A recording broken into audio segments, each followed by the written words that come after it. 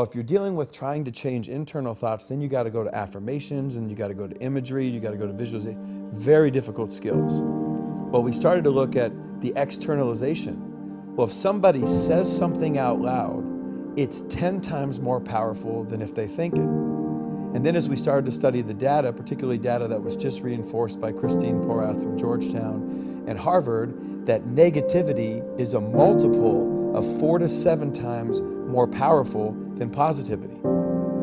So think about that. If I say something out loud, it's 10x. If it's negative, it's 4 to 7 times more powerful. So when I say negative things out loud, it's 40 to 70 times more likely that that will happen or cause a result that won't be good for me than if I just didn't say anything. The only thing was positive and negative. So if you weren't negative, you had to be positive. But that just never made sense to me. And if we could just learn how to not be negative, how to not externalize negative, then ultimately that would help them more than ever trying to be told to be positive. The lesson my dad was trying to teach me ultimately was, in addition to my language, what I do, not how I feel about my past, is going to determine who I am in the future.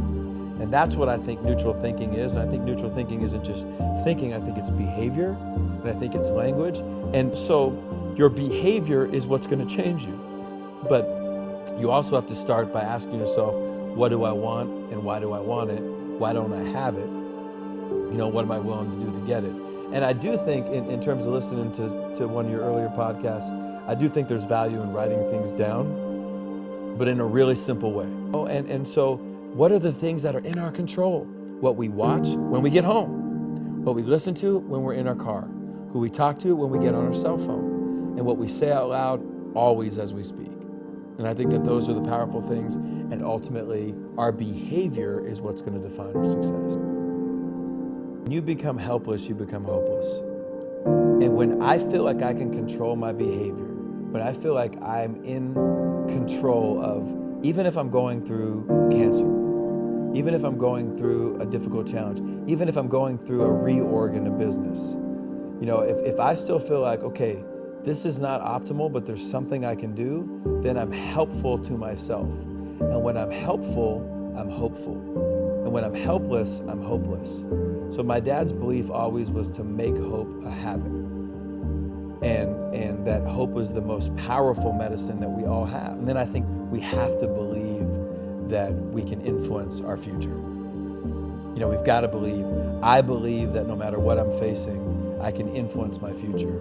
That just because my first marriage didn't work, that doesn't mean my second marriage won't. But it's incumbent upon me to be better, right? And that's where, if I'm spending time, well, she didn't do this, she didn't do, there's nothing I can do about that, right? But that's true, and that's where you're talking about, well, the past feels predictive, right? Well, I thought, you know, hey, what are you gonna do to be different going forward? But so many people think the self-help industry is about things you do. I think one of the things that makes athletes so incredible is what they're willing not to do, what they're willing not to say, what they're willing not to eat, what they're willing not to consume, what they're willing not to watch. This generation right now, Generation Z and Generation Y, both think they can do whatever the fuck they want to do and still achieve things. You can achieve whatever you want to do in many cases if you're willing to get behind the behaviors that drive that success. But it won't be anything. Pete Carroll for the Seahawks, he'll let you go to bed at 5 in the morning if you want, as long as you can perform to a 9.5 standard when you get there. Okay? Well, what you're going to figure out is you can't go to bed at 5 in the morning. Okay? So you're going to have to adapt your behavior to get in alignment with winning behaviors. So the illusion of choice is this fact that there are not an infinite amount of choices. There may be options. Yeah, I can get pasta instead of a cheeseburger. But even if I want to maintain a diet or maintain optimal health, then I have to limit how much calorie intake, what type of foods. When I first lost weight, I didn't understand that Gatorade had 800 calories in it. You know, when you drink those 4 Gatorades, even though all you're eating is Lunchables, you're actually like driving all these calories, and it's just, am I doing simple better? And if you want to lose weight, there's a way to do it.